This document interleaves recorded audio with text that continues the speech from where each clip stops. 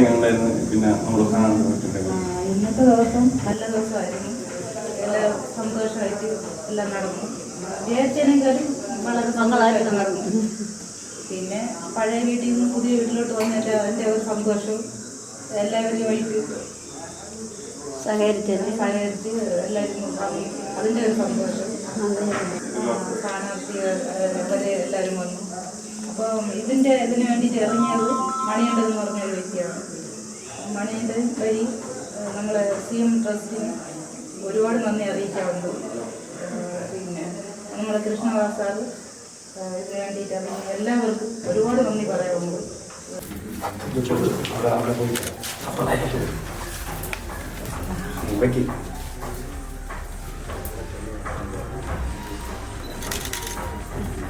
കുടുംബമൊക്കെ എടുത്തു വെച്ചു.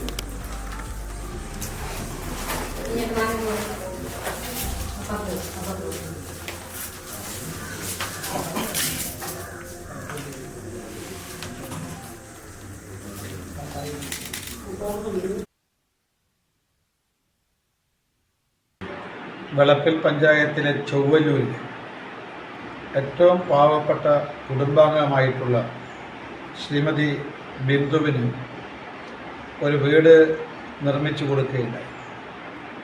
അതിൻ്റെ ഗൃഹപ്രവേശനമാണ് ഇന്ന് കാലത്ത് 9 മണിക്ക് നടന്നത്. ഈ വീട് നിർമ്മാണം ആരംഭിച്ചിട്ട് ഏതാണ്ട് 9 മാസം പിന്നിട്ടു.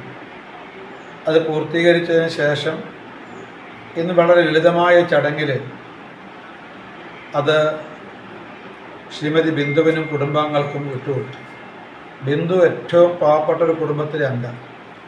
അവർക്ക് അന്തി ഉറങ്ങാനൊരു കൂര ഉണ്ടായിരുന്നില്ല. ഉണ്ടായിരുന്നു എന്ന് ചോദിച്ചാൽ ഉണ്ടായിരുന്നു, പക്ഷേ ഒരു മനുഷ്യവാസ യോഗ്യമായ വീടായിരുന്നില്ല.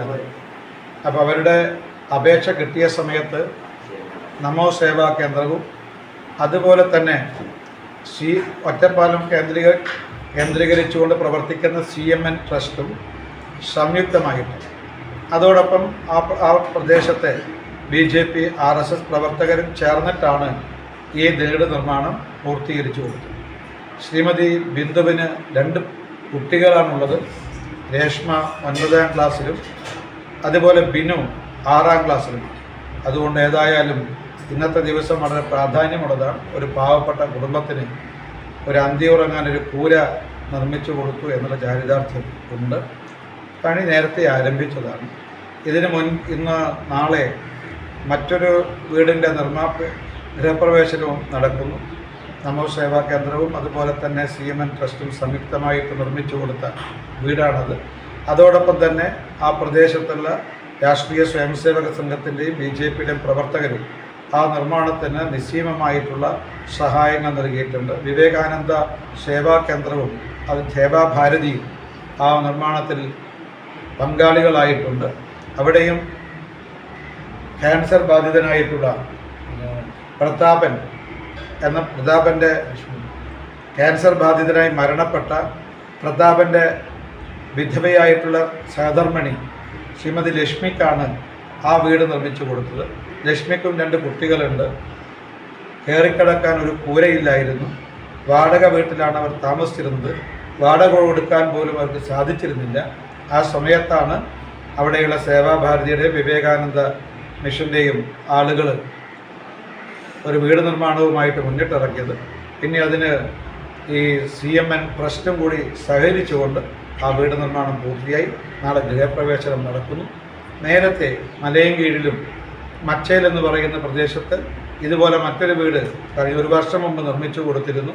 അവർ അവിടെ ഒരു ക്യാൻസർ ബാധിതയായ അമ്മയും ഒരു +2 പഠിക്കുന്ന ഒരു പെൺകുട്ടിയും മാത്രമാണുള്ളത്.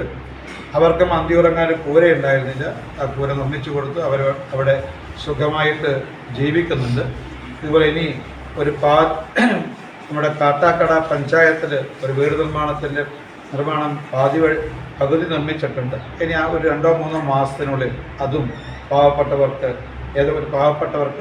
ആ വീടും കൊടുക്കാൻ സാധിക്കും. ഇതുപോലുള്ള സേവന പ്രവർത്തനങ്ങൾ നമ്മുടെ മണ്ഡലത്തിൽ നടക്കുന്നുണ്ട് എന്നുള്ളതാണ് സത്യം.